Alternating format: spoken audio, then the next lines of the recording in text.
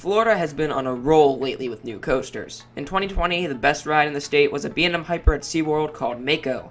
4 new significant coasters opened up or are being built in just 3 years. The first was Icebreaker, then the massive fan favorite Velocicoaster, followed by arguably the best RMC in the world, Iron Gwazi, and an all-new coaster model opening up at SeaWorld known as Pipeline. Florida is continuing this trend with maybe the best themed and most well-rounded coaster in the state.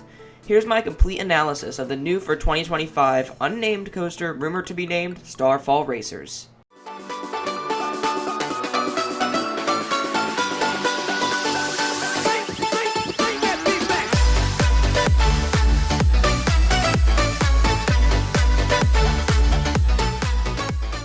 First of all, big thanks to Amusement Insider for providing copyright-free footage. Their channel is home to all of the footage found in this video. Their layout was based on confirmed stats, pictures, footers, and a leaked layout. The stats that we know is that the ride will be manufactured by Mach Rides, a European manufacturer famous for great launch coasters. Their most famous work in the United States is Copperhead Strike at Carowinds. Starfall Racers is not a confirmed name, but it is rumored due to the ride being located in the space-themed section of the hub. The hub, for those unaware, is the biggest section of the new epic universe, divided into 5 elements: Earth, Air, Water, Fire, and Space. All of these sections are incredibly well themed, making me think that Starfall Racers should be the most themed coaster in the state. Universal is already stepping up its game, and with a whole new park, they should have few spatial limitations. These mock coasters will be dueling launch coasters, each with 2 launches, a few inversions, and both reaching a height of around 135 feet with a speed of around 62 miles per hour. It will follow a more hyper-style layout with the launches. These racers run side by side for most of the layout, so let's dive into the experience. The olive track on the ride starts on the right side of the station, and the golden track starts on the left.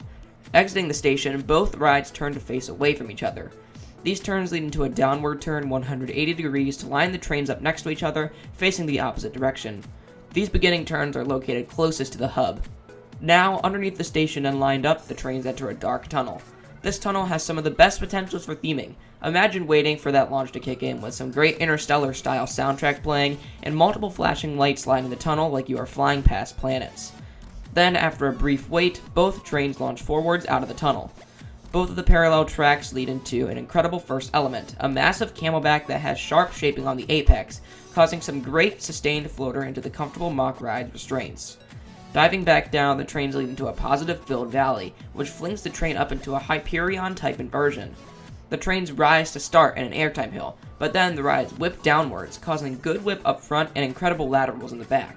Here's where the layouts start to get a little different. After the incredible dive drop, the olive track takes a small ejector-filled airtime hill, while the golden track takes a larger ejector hill over the olive track. This will cause a cool head chopper with the other train on the olive track, and an interesting visual on the gold track. Both of these airtime hills will have some very strong airtime, the golden track being stronger airtime and the olive having more sustained, making the ride experience vary on which side you choose.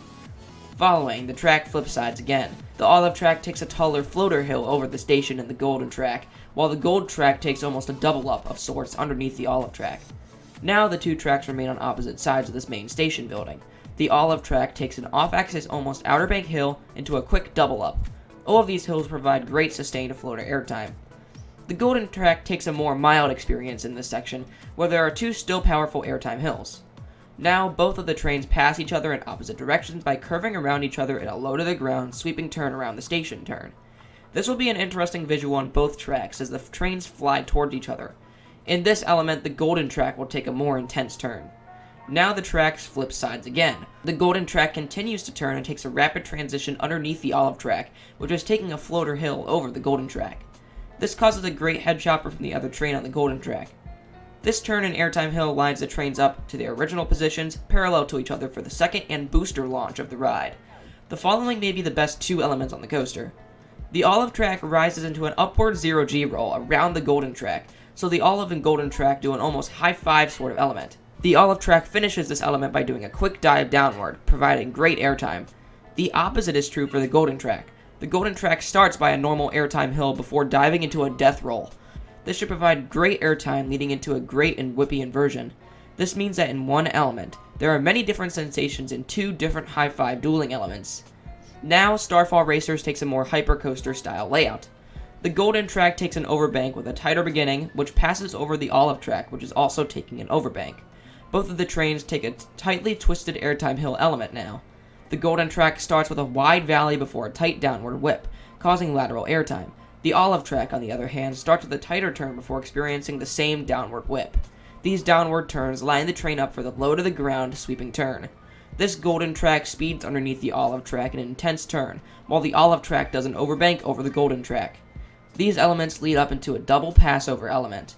The golden track rises and pops into a downward airtime moment, passing the train over and then under the olive track. The olive track does the same, just in a wider experience. The olive track dives under the golden track and then does the downward airtime moment, which passes over the golden track. Again, the tracks cross paths. The golden track passes over the olive in an off-axis airtime hill to the right, which banks the train towards the other track. The olive track passes under the golden track and does an off-axis hill to the left, causing another high-five style element, this time while experiencing great negatives. Finally, the trains take one last aggressive ejector moment into the brake run of the ride. Now, let's talk about my thoughts on the coaster. What do I think of Starfall Racers, and could it be the best ride in Florida? I don't think Starfall Racers has better elements than Velocicoaster or Iron Gwazi, but I do believe that it will have the best overall experience. Out of all of the coasters mentioned, Starfall Racers will have the longest and most unique ride experience, with multiple high-five elements on both tracks. Also, these will be some of the first-of-a-kind dueling elements, like the double inversion dueling element. Speaking of which, this ride has the best well-rounded elements. For example, it has many quick whips like the first inversion and the off-axis hills, but also has great mixes of laterals and airtime with the off-axis hill and double inverting dueling element. It also has positives in the low-to-the-ground turns. I think that Starfall Racers arguably has the best layout of the bunch, and will most likely have the best theme with the space theme. There is so much potential for the theme, and capacity will not be an issue at all with two sides and a block zone in the middle of the ride. Velocicoaster has stronger elements, but isn't as well-rounded as this incredible dueling coaster. As for which side looks better, I personally think the olive side looks better all around. The olive side definitely has the better first half, but I feel the golden side has a better second half.